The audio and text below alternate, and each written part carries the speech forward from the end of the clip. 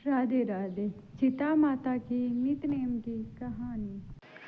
कार्तिक महीने में सीता जी की नित नेम की कहानी सुनने का विशेष महत्व माना जाता है। कहा जाता है कि ये कहानी माता सीता कहती थी और श्री राम इसे सुनते थे।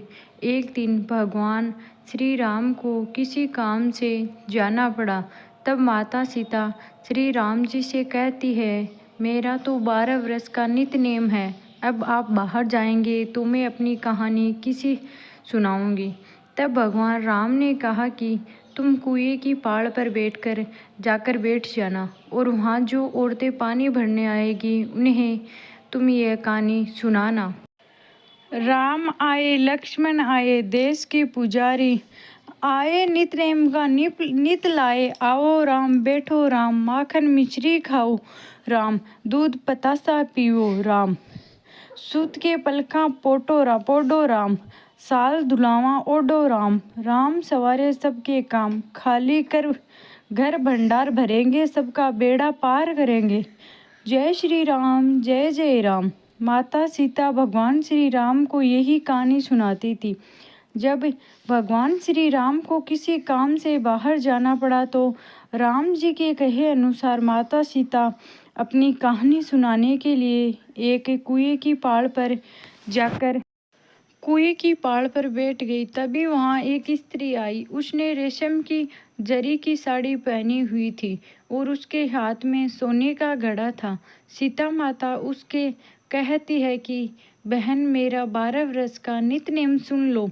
पर वो स्त्री बोली कि अगर मैं तुम्हारा नित नेम सुनने बैठ गई तो मुझे घर जाने में देर हो जाएगी, फिर मेरी सास मुझे डांटने लगेगी। ये कहते हुए उसने कहानी सुनने से मना कर दिया और वो चली गई। जब वह महिला घर पहुंचने ही वाली थी कि उसकी रेशम जरी की साड़ी फट गई और सोने का घड़ा भी मिट्टी के घड़े में बदल गया। सास ने जब ये देखा तो पूछा कि ये किसका दोष है, अपने सिर लेकर आ गई है। तब बहू ने कहा कि कुएं के पास एक औरत बैठी थी, उसने मुझे कहानी सुनने के लिए कहा था, लेकिन मैंने उसकी कहानी नहीं सुनी, जिसका मुझे यह फल मिला है। अपनी बहू की बात सुनकर अगले दिन उसकी सास वही साड़ी और घड़ा लेकर कुएं की पाड़ पर गई। सास को वहीं माता सीता बैठी मिली। जब माता सीता ने कहा कि बहन, मेरी कहानी सुन लो, सास बोली कि एक बार ही नहीं, मैं तो 4 बार कहानी सुन लूँगी। तो सीता माता उससे कहानी कहती है। राम आए, लक्ष्मण आए, देश के पुजारी आए, नित नेम लाए। आओ राम, बैठो राम, तपी रसोई जियो राम, माखन मिश्री खाओ, दूध पतासा पियो राम, सूत के पलका बैठो राम, सोल ढुलावा पोडो राम, सोल धुलावा ओडो राम, जब बोलूं जब राम ही राम, राम सवारे सबके काम, खाली घर भंडार भरेंगे, सबका बेड़ा पार करेंगे। श्री राम, जय जय राम। सास ये कहानी सुनकर बोली कि बहन, तुम्हारी कहानी बहुत अच्छी लगी।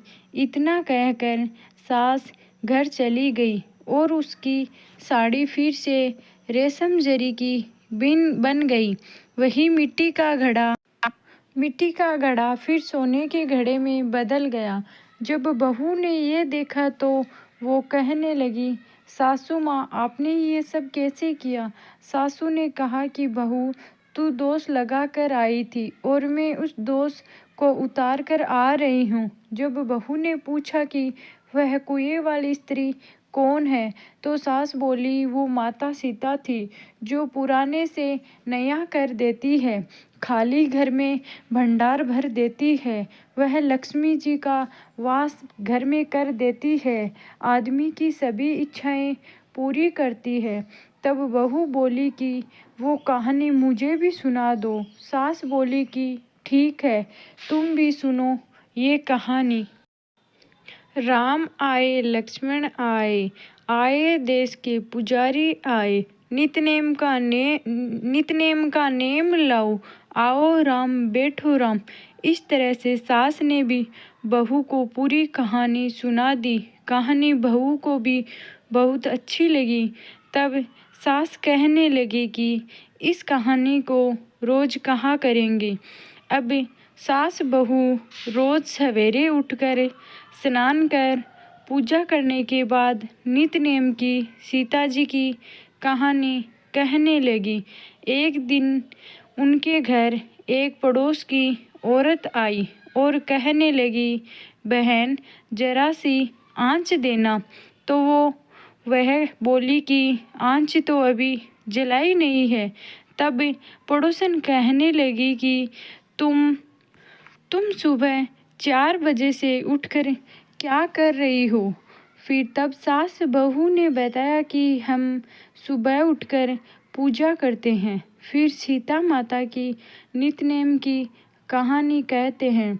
पड़ोसन ने पूछा कि सीता माता की कहानी कहने से तुम्हें क्या मिला? तब वे बोली कि इस कहानी को कहने से घर में धन के भंडार भर जाते हैं, मनुष्य के सारे काम सिद्ध हो जाते हैं, मन की समस्त इच्छाएं भी पूरी होती है। इसके बाद पड़ोसन ने भी यह कहानी सुनने की इच्छा जताई। वह बोली कि ठीक है, तुम भी यह कहानी सुन लो। राम आए लक्ष्मण आए, आए देश के पुजारी आए, नित्य-नेम का नेम लाए, आओ।